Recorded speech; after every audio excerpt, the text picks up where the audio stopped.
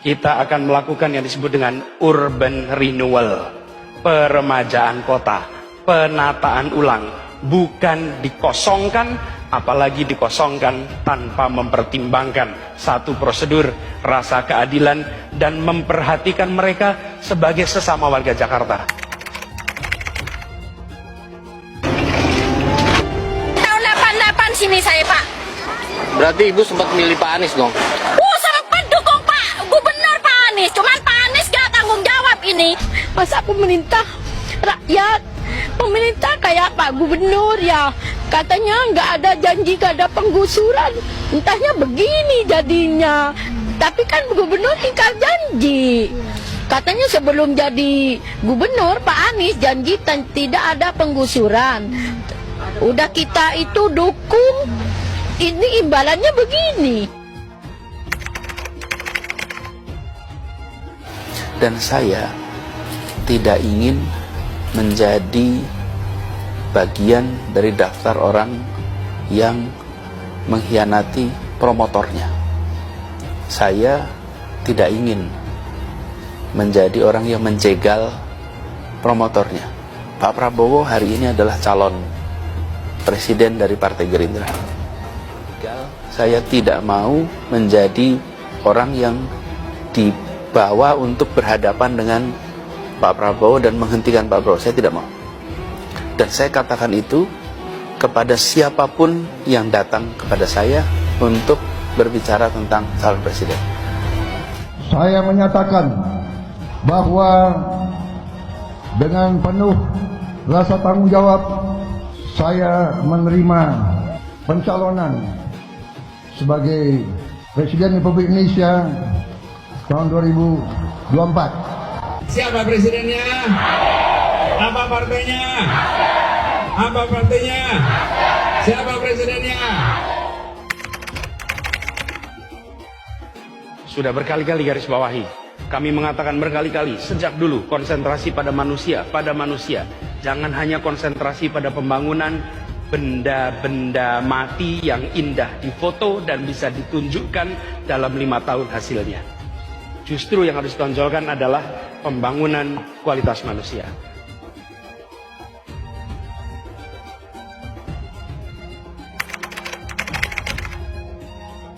Air itu turun dari langit ke bumi, bukan ke laut. Harusnya dimasukkan ke dalam bumi, masukkan tanah. Di seluruh dunia air jatuh itu dimasukkan ke tanah, bukan dialirkan pakai gorong-gorong raksasa ke laut. Pompa-pompa statusnya siaga, begitu juga di Bina Marga, pompa-pompa bawah yang biasanya disebut underpass itu dalam posisi on. Pompa kita di Jakarta ini ada lebih dari 450, semuanya posisi siap, lebih dari 200 ada di muara, dan semuanya juga posisi siap, nanti ketika air sampai di muara maka siap untuk dipompa ke laut. Jakarta telah mengambil keputusan yang fatal. Nanti ketika air sampai di muara maka siap untuk dipompa ke laut. Gubernur Anies beralasan, dengan sistem ini, warga akan langsung mengetahui informasi banjir tanpa melalui jenjang. Bila ada kabar, maka pemberitahuannya akan langsung ke warga, tidak melalui jenjang. Jadi kelurahan bukan ke RW, RT, tapi langsung ke masyarakat, berkeliling dengan membawa toa untuk memberitahu semuanya, termasuk sirine. Benar-benar membuat sistem ini adalah toa, belum sistem. Saya cek ini, kenapa kita pakai ini coba? Dan adanya cuma di berapa nih? 14 kelurahan. Pertanyaan sederhana, kenapa di Jepang pakai begini ya? Kalau banjir kira-kira antara peringatan dan kejadian berapa menit? Lama lah, kenapa pakai alat begini? Ini dipakai karena tsunami. Kalau kita punya musuh perang, nah ini perlu nih.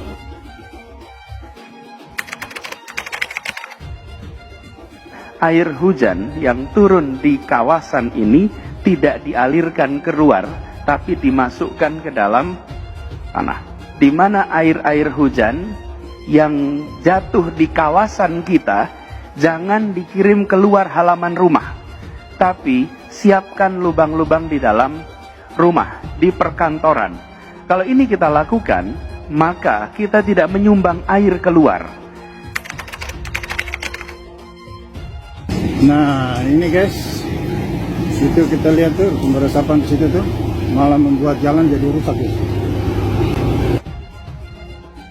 Pada saat itu juga dikatakan kondisi di sini minim penerangan dan juga hujan. Pada saat itu pengendara sepeda motor menghindari sumur resapan seperti yang terlihat di layar kaca. Memang di jalanan terdapat beberapa sumur resapan dan ketika menghindari sumur resapan dan pengendara sepeda motor ini jatuh dan masuk ke seberang jalan. Saya mohon kepada pemerintahan yang sekarang untuk mengevaluasi kembali sumur resapan yang selalu membahayakan pengendara. Ini bukan yang kejadian yang pertama kali, udah sering sekali sumur resapan ini menghambat kendaraan-kendaraan pada jeblos. Lihatlah kejadiannya sekarang. Apa alat transportasi yang dimiliki oleh hampir setiap orang? Mayoritas akan menjawab sepeda motor. Bukan. Alat transportasi yang dimiliki semua orang adalah kaki. Kaki. Karena itu, yang harus dibangun pertama adalah untuk kaki. Ini gagasan. Karena kita mengalami kondisi yang cukup ekstrim. Sebagai contoh, tahun lalu hujan ada yang 140 mm sampai 180 mm yang biasanya dihitung harian.